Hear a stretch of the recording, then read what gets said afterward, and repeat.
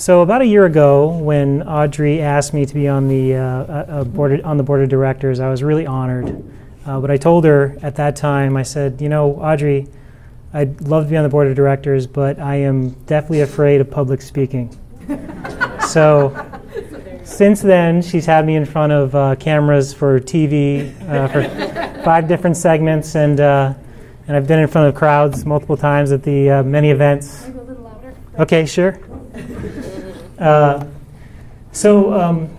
honored again to be talking here tonight. So this is my family.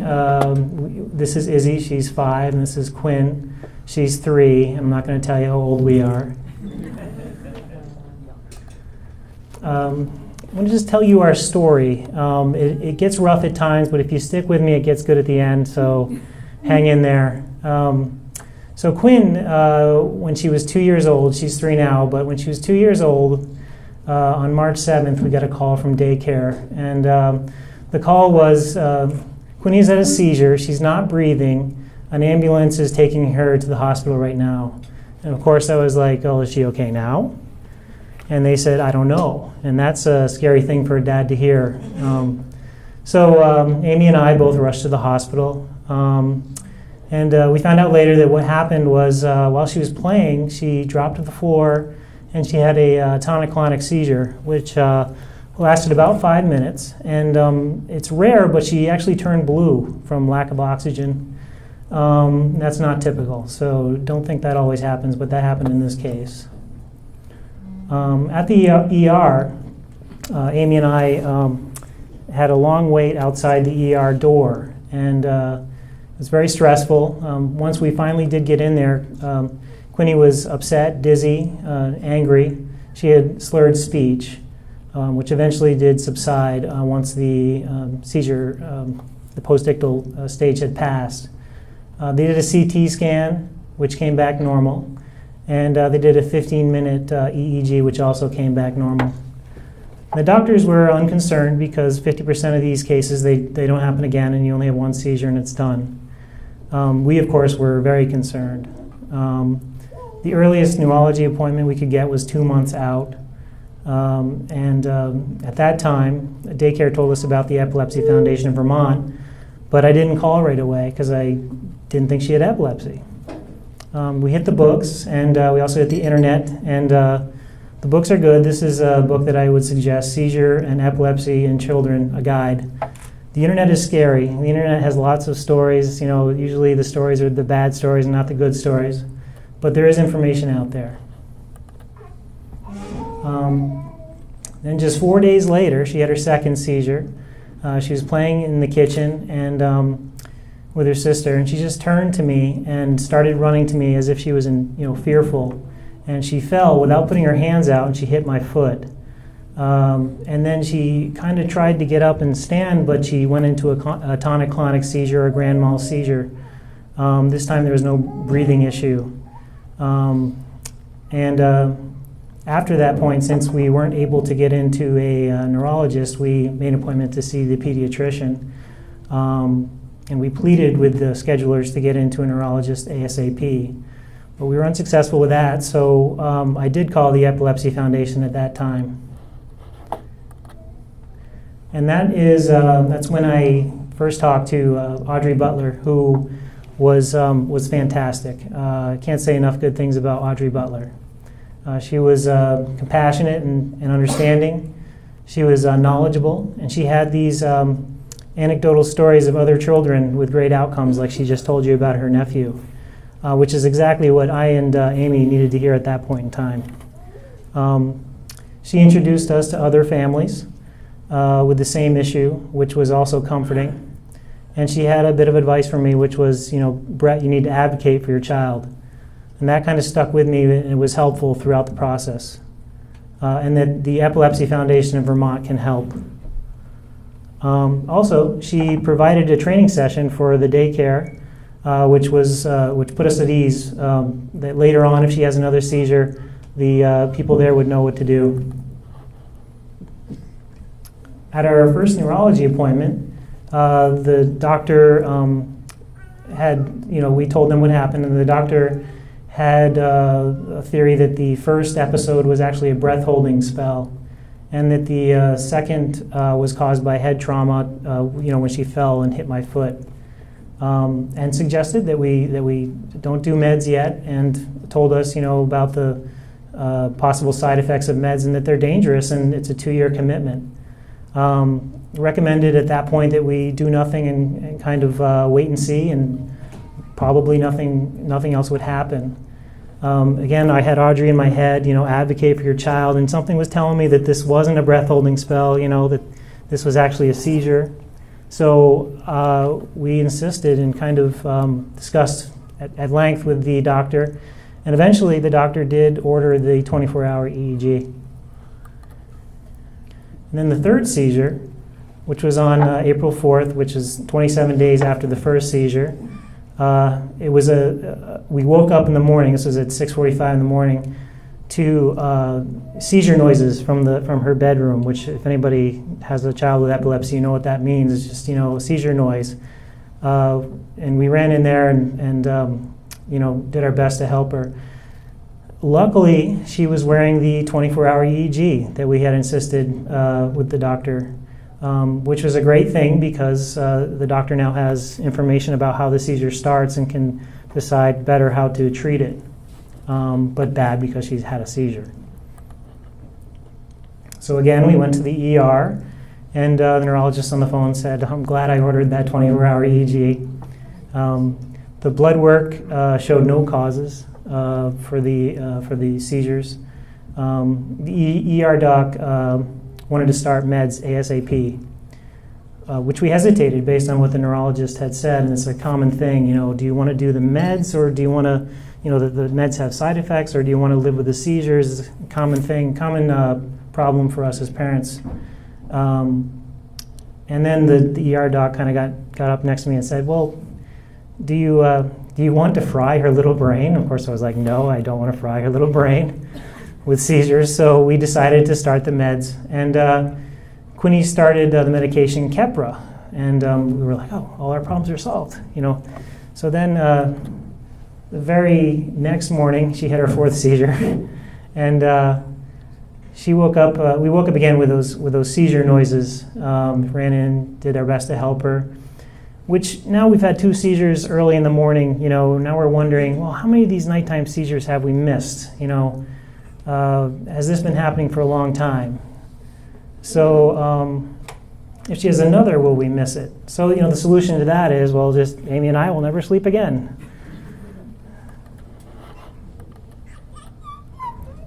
So at our second neurology appointment, we had the results of the 24-hour EEG, which left no doubt that she did have epilepsy at that point. The MRI came back as unremarkable, nothing in her brain that would cause the seizures. The epilepsy appears to be idiopathic, which means that there's no known cause. And we would continue to ramp up the Keppra and hope to stop the grand mal seizures. We were told, to watch out for fever and lack of sleep and illness, and then, from then on, we had a few, lots of tough days. April and May, she had 6 more tonic-clonic seizures. 2 were so bad we had to use rectal Valium to stop them. We started some new meds, lamotrigine and Onfi. She had multiple illnesses because she goes to daycare, pink eye, ear infections, stomach bugs, which all bring on more seizures. Very little sleep for Amy and I, lots of caffeine, lots of weight gain. At one point I started having panic attacks, which I got counseling for and cleared up. Stress of leaving her at daycare, but the training that Audrey had done helped with that.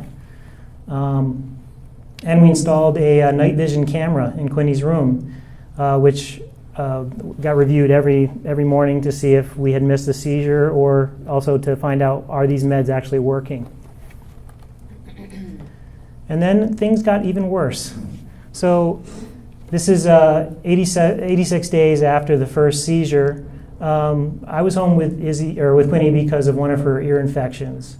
And we're sitting at the kitchen table coloring, and then all of a sudden she just kind of hits her chin on the kitchen table.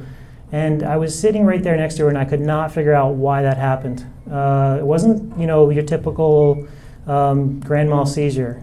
So I was just totally baffled. Brought her upstairs, and I was putting a Band-Aid on her chin, and I'm looking directly at her this time, and I noticed a strange eye movement, and her head kind of bobbed down, and then she kind of snapped to, alert, but annoyed. And then later in the car, I was actually driving this time, and I happened to be kind of looking in the rearview mirror, and I saw what for the first time clearly what is called a drop seizure. And this is a type of seizure I've never seen before, never heard about, never read in that book that I was telling you about or on the internet.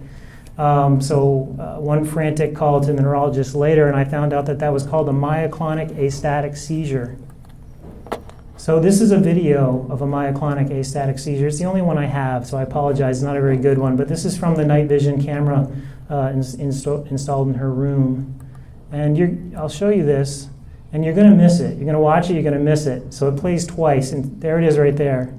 Now here it is in slow-mo. Watch her arms go up, her head goes down, and she's alert when she comes down. It's that quick. She put her hand down like this to catch herself.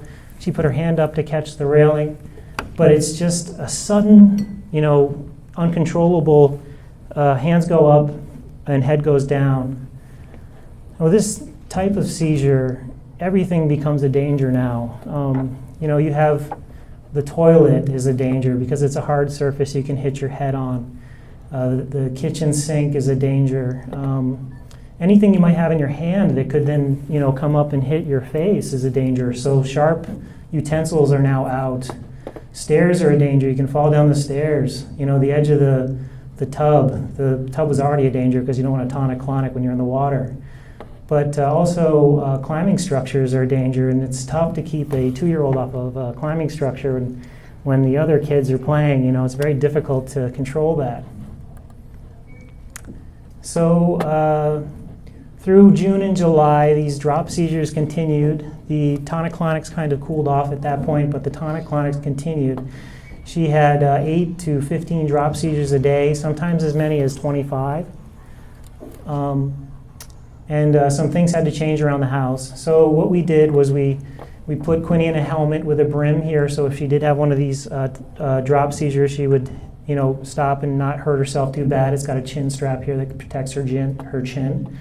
Also, we have gates on the stairs and some heavy foam on the kitchen table under a tablecloth. This is the crib, which right after that drop seizure happened that you saw earlier, I put pipe insulation around this. I hadn't thought of the crib until that happened. And then, all the utensils are now rounded and, less dangerous. So I found out from the neurologist that this was called Dew's syndrome or myoclonic astatic epilepsy. And it's extremely rare. It's 1 in 10,000. It starts within the first 5 years of life. It's unique to this type of seizure, this myoclonic astatic or drop seizure, along with other seizure types. And Quinny has 3. She has the grand mal, the myoclonic astatic, and she also has absence seizures. Only a few of those that she's had in her lifetime, though. Can lead to developmental delays in some cases, and it's particularly therapy-resistant form of epilepsy. But the good news is that most children grow out of it by the time they're 8 years of age. So these are the meds that she's on right now. She's on Keppra, Onfi, lavocarnitine, B6, and Depakote. She gets all of these twice a day. There was 1 2-week span where she would vomit up the meds, one of the 2 doses every time. And it got to the point where Amy and I were considering trying to request a GI tube because it was just like, you have to take these meds. And she was just throwing up, and we couldn't seem to get her to keep them down. She throws them up, you have to give them again. It's awful. But lamotrigine was discontinued. That didn't work. And we have the rectal Valium, which I mentioned already, and Ativan as rescue meds. And they're given in this way. They're liquids. This is maple syrup with the B6 in it, and this is ice cream with the Depakote sprinkles. So side effects. Meds have side effects like irritability, ataxia, hand tremors, increased appetite, insomnia, vomiting, and lethargy. I'm going to show you this video. It's a video I took of Quinny singing Happy Birthday, and it kind of shows you what she looked like when she's kind of ramping up on these meds. To you, happy birthday, Mama. Happy birthday to you. You say, I love you, Mama. I love you, Mama. So I'm going to show you that because she's cute, but also because, you can see the way she's kind of, doped out. Other possible side effects, life-threatening skin rashes, liver damage, and kidney damage. So in order to make sure that this doesn't happen, Quinny gets frequent blood tests, blood draws to make sure. She's actually really good at this because she's been through it quite a bit.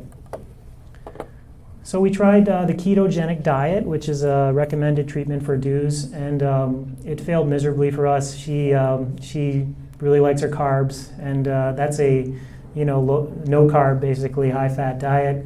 She also vomited a lot when she was on that, and it increased her seizures. So we stopped doing that, and we moved on to Depakote. On July 11th, that's when we first started Depakote. And as we ramped up on that, her drop seizures began to decrease. And after 2 weeks of ramping, the drops stopped, which was awesome. 2 weeks later, they started again. So Amy and I were kind of crushed at that point because, you kind of like, yay, we got it, and then it starts again. So we continued to ramp Depakote up, hoping that eventually the drops would stop again, but as you ramp up, they get more dangerous levels. And eventually, in the first week in September, the drops stopped for good, and she hasn't had one since. But then, she had a 20-minute seizure on September 18th.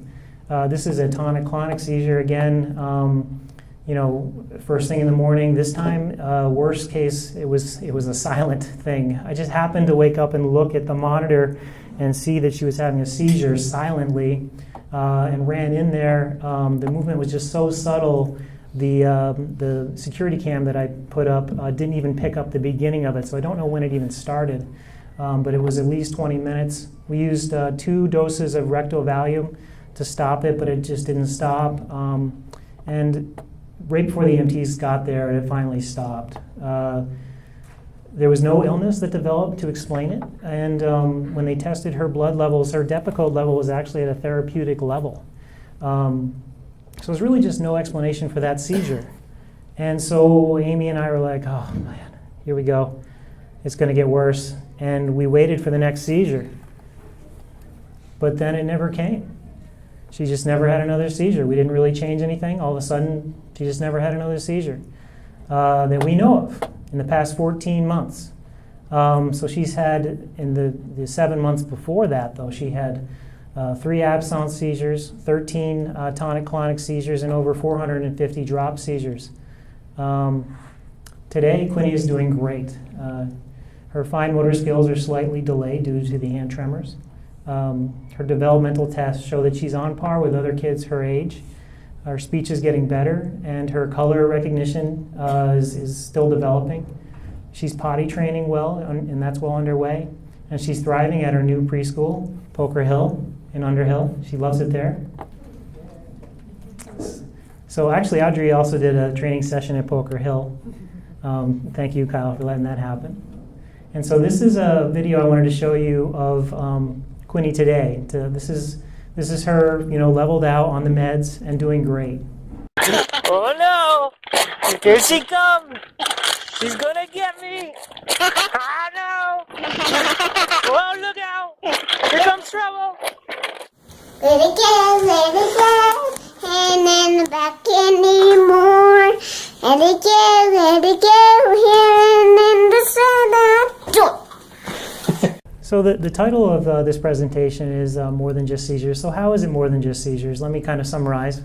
So you spend a lot of time, waiting for the next one, worrying about every little illness, dealing with vomited medications, worrying about your child getting enough sleep, second guessing every little fall or trip. Was that a seizure? Second guessing every decision, meds versus the other treatments, meds versus seizures, worrying about cognitive development, making sure that falls, cuts, and head trauma are avoided for drop seizures. Being prepared wherever you go. That means carrying your rescue meds and having a seizure plan in place, and dealing with stress, finding ways to sleep without fear, and the Epilepsy Foundation can help with that. Let me show you how. So these are seizure monitors that are available today. The first one here is called the MFit monitor, and we have one of these on Quinny's crib. It's a pad that goes under the mattress, and it senses very subtle movements. It works. It costs about $700 online, and this is the website if anybody was interested in this. Oh, it triggers an alarm in the bedroom, by the way. So if seizure movements happen, it triggers an alarm in the bedroom to wake up the parents. This is another device. This is called the SAMI.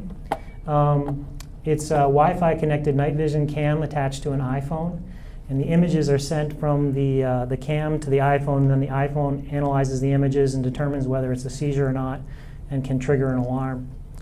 This device is also available online at samialert.com, and it's $950. So this device is something that myself and Darren Doddelin, who's over here, developed. We have a company called Appy Mobile. And at the time, Darren and I were at the time all this was starting, Darren and I were just beginning to get involved in app development. And we realized that, there's a good application here that we could help a lot of people.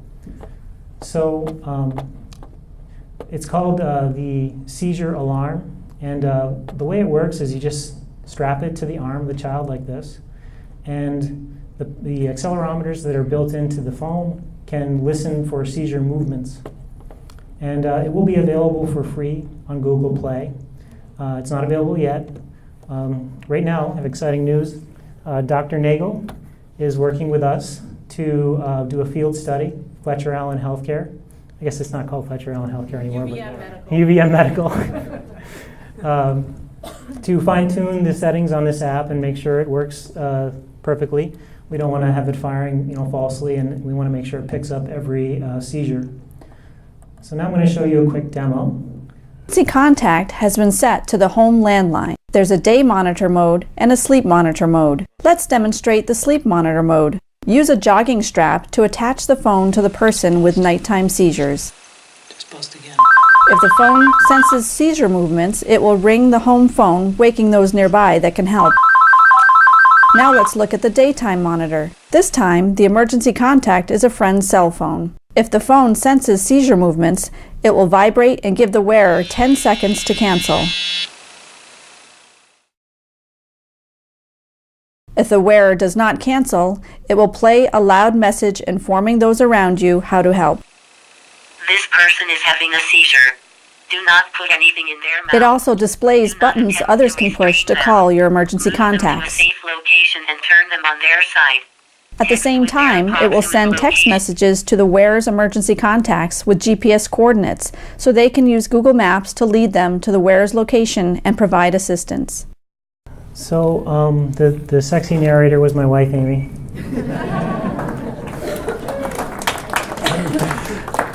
And thanks for Dr. Nagel for getting involved in this. I'm really excited about it. So also I wanted to take just a second to thank all these folks right here, many who are in the room today, and thanks to my family for getting involved in the Epilepsy Foundation. We had this great concert by, you'll find out later, by Dave's band, Them. And we also had a team for the Epilepsy Walk, In It to Quinn It. And we also had the Big Chill team here, the Quinny Dippers. And this is our mud volleyball team, Quinners Take All. We didn't win, but. And I just wanted in closing to thank all of you for listening.